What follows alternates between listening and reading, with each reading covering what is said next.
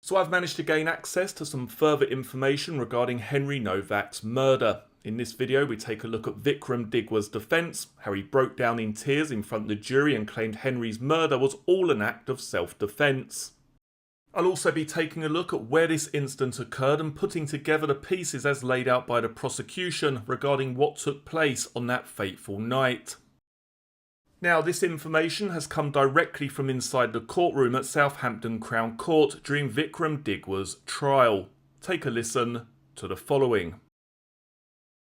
Neil King prosecuting read several witness statements from residents in Belmont Road, Portswood, who said they heard the incident on December 3rd last year. Resident Sean Baldock said he heard shouting. One man shouted, "This white guy racially attacked us." Mr. Baldock also heard someone say, "You're not getting away from this, big man." He also told police he heard someone say they were going to slash someone, but he said it could also have been smash. Three of the witnesses, jurors were told, heard a man shout, "I have been stabbed."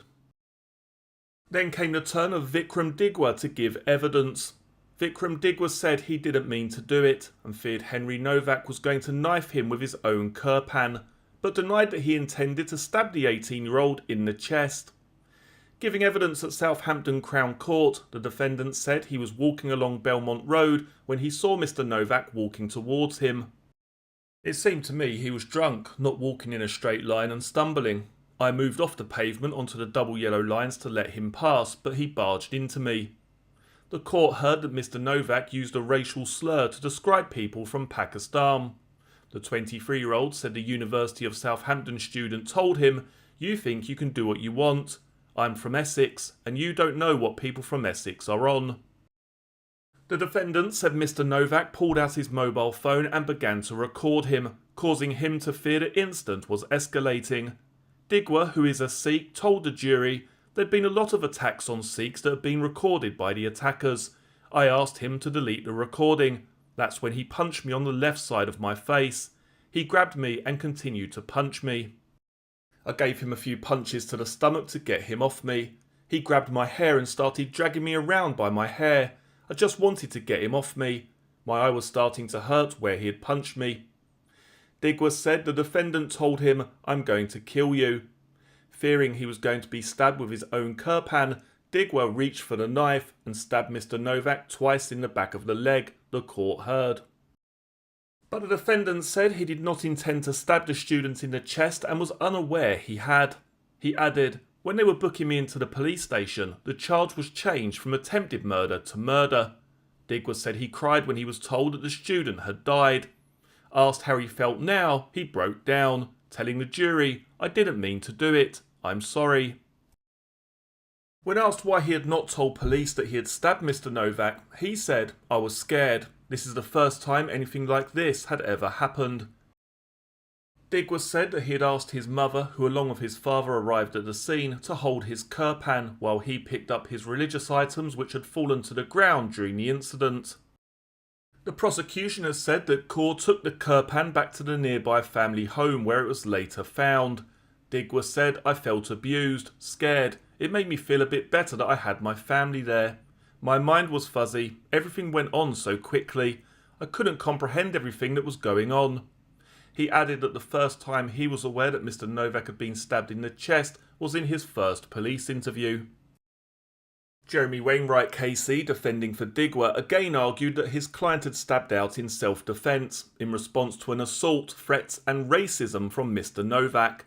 He also asked the jury to consider who started the confrontation, particularly in a video taken by Mr. Nowak where he asked Digwa if he is a bad man.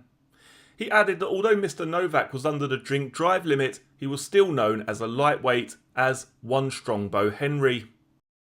Further to this, he said there was no evidence that Digwa had started the encounter. Mr. Wainwright added that his client regularly wore the kirpan knife used to deliver the fatal blow to Mr. Nowak, as was his right as a Sikh.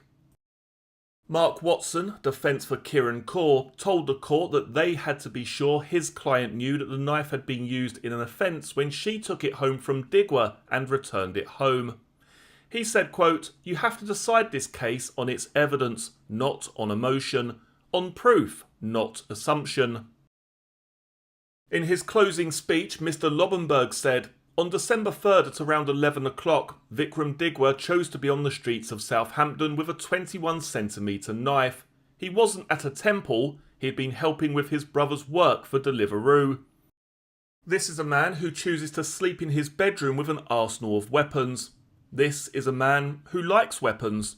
You know he searches for them on his phone. He describes the murder weapon in loving terms.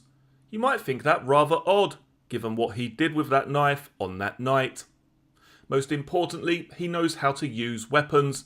He told you he's been training with weapons since he was 12.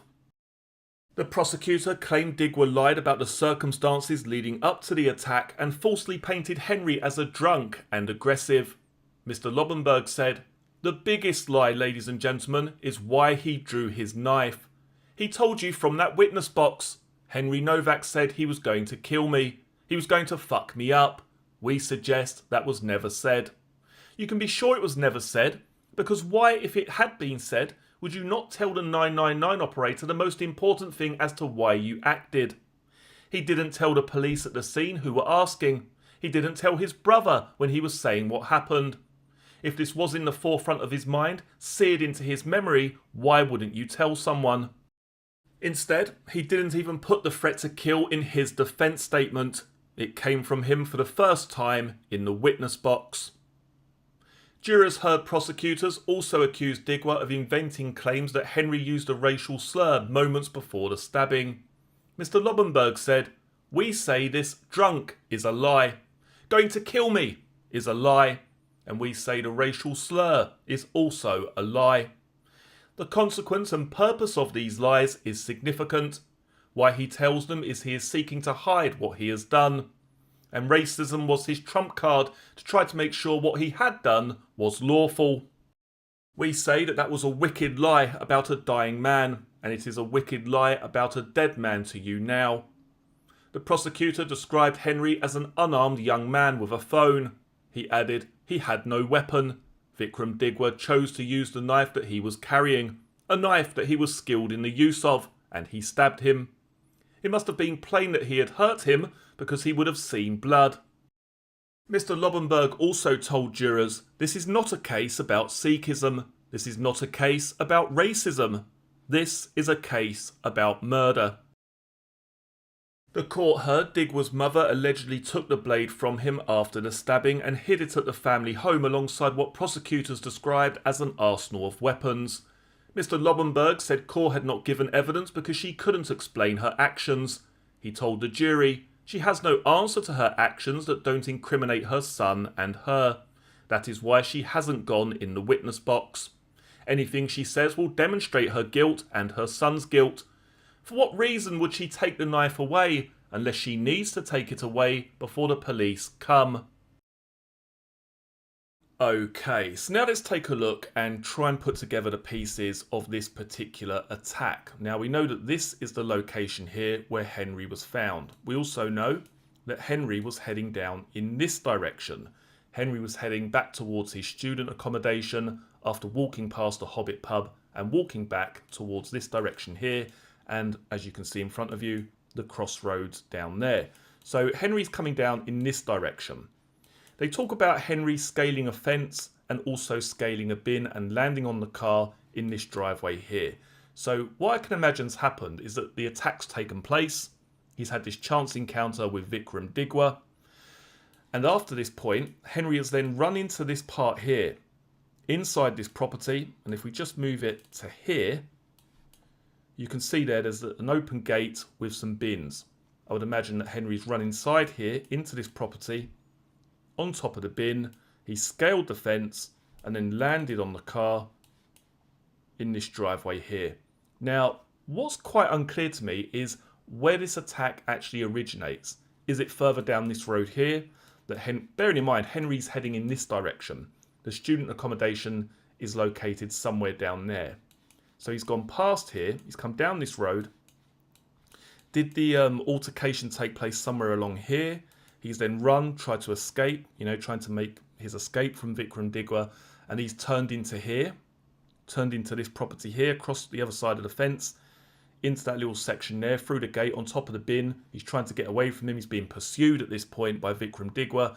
He's managed to get on top of the bin, on top of the fence, and landed on the car. Is that what happened?